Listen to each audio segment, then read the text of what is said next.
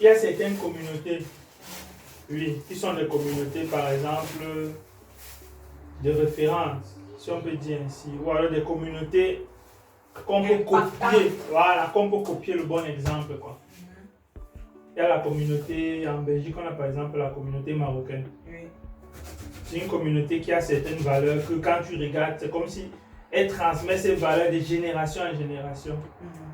La communauté marocaine est dans 50 ans de présence en Belgique et l'impact est tellement fort qu'on se demande comment ils ont fait pour être présents dans plusieurs secteurs et être vraiment là, quoi.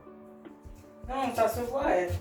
Puis le fait qu'ils sont arrivés ici, non, ils ont compris que c'était une terre d'opportunité et qu'il fallait s'approprier cette terre d'opportunité-là. Ils se sont appropriés. Et l'autre chose que j'ai constaté, c'est que vu qu'on parlait de 3 générations plus tard, apparemment leur force et leur émergence a continué au fil des années. C'est-à-dire, c'est pas comme certaines communautés où les deuxièmes générations déjà se trouvent un peu perdues. Soit ils se sont déplacés une fois de plus, soit ils n'ont pas pu vraiment saisir certaines opportunités. Perdu parce que les parents ne se sont pas appropriés de la terre où ils sont arrivés.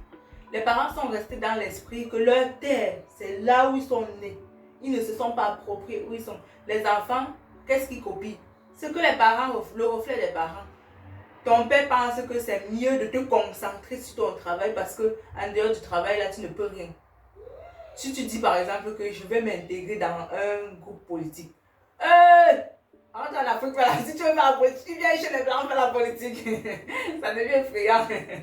Alors que on doit comprendre que là où tu es, ça t'appartient, tu dois t'approprier, entrer en possession de ça et vivre comme si tout pour toi dépendait de là. Parce que nous, on a les Africains, on a cet art-là, surtout de l'Afrique noire, cet art de croire que ce qui les appartient, c'est ce qui est en Afrique noire. Où ils sont arrivés en Europe, ça ne les appartient pas. Par conséquent, tu vas voir des Africains qui ils ne suivent jamais le journal. Mais ils sont toujours au courant de la une. Dès que, avant même parfois quand on le publie au journal, ils sont déjà au courant. Pourquoi? Parce qu'ils veulent s'approprier une terre qu'ils n'ont même plus. Qui ne fréquentent plus, ils ne savent même plus les réalités du pays. Alors que c'est là où tu es que tu peux t'approprier et t'implanter. Et nombreux d'entre eux restent 20 ans. Et les enfants ont 20 ans et se trouvent dans une terre où on ne les a pas donné les bases pour émerger. Et maintenant, soit les enfants ont l'esprit de se déplacer partir dans un autre pays, voilà. Soit ils deviennent des... Je fais ce que je trouve. Moi, c'est que je déplore les deuxièmes générations. C'est-à-dire, même si les parents avaient l'esprit au pays, étant en Europe, quel est l'impact qu'ils ont et qu'ils peuvent avoir pour leur enfant, pour que l'enfant puisse s'approprier. Parce qu'on parle des enfants qui seront plus européens même qu'africains.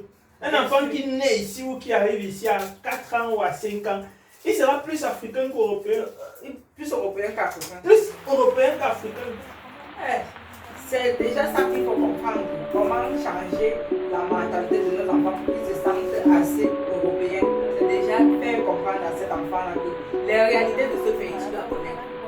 J'en connais des parents qui ont des enfants qui sont presque adultes. Que si tu les demandes de décider un responsable dans du milieu, dans un ministère, d'aller dans un ministère de l'État, parce que leurs parents les ont fait comprendre que ça ne sert à rien. Ils veulent connaître pour faire quoi. S'ils connaissent même au maximum, c'est parce qu'ils sont appris à l'école. Donc c'était une forme d'éducation. Mais si tu pars prendre des informations concernant les ministères de leur pays d'origine des parents les ont déjà cultivés. Ils connaissent le nombre de tel ministre à tel endroit, à tel autre. Est-ce que c'est normal? Tu n'apprends pas à ton enfant d'entrer en possession de sa tête. Tu veux qu'il devienne quoi demain? Maintenant, pour finir, j'aimerais savoir un enfant qui a déjà ses 20 ans et pour la majorité, quelqu'un qui a bien fini, qui a bien suivi son parcours scolaire, il a déjà son CES ou alors son baccalauréat. Quel est le parcours que tu peux conseiller? Ça dépend d'abord.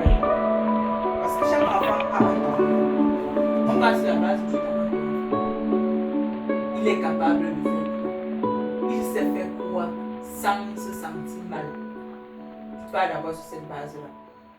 Si maintenant tu vois que ton enfant est apte peut-être pour les trucs comme les soins aux personnes, c'est pas mal si tu le diriges vers médecine, vers infirmerie.